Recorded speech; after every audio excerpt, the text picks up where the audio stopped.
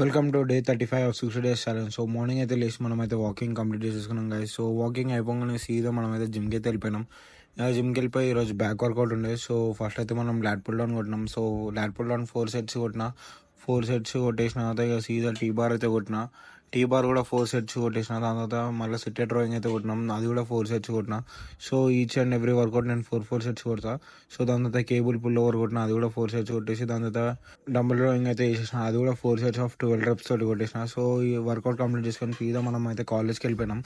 ఇక కాలేజ్కి పోగానే ఈరోజు క్లాసెస్ కాకుండా ఈరోజు ఇన్ఫోసిస్ వాళ్ళ వెహికల్ వచ్చింది. సో ఇది ఏంటంటే మాకు ఒక ఇన్ఫోసిస్ స్ప్రింగ్ బ్రూట్ అని ఒక క్యాంపెయిన్ జరుగుతుంది. సో దీంట్లో మనం ఒక ప్రాజెక్ట్ చేయాలా, ఎట్లా చేయాలా అదంతా సర్క్యూట్ చెప్తారు. సో ఆల్మోస్ట్ మేమైతే చేసినాం. ఎట్లా వచ్చిందో ఎవరు గైస్.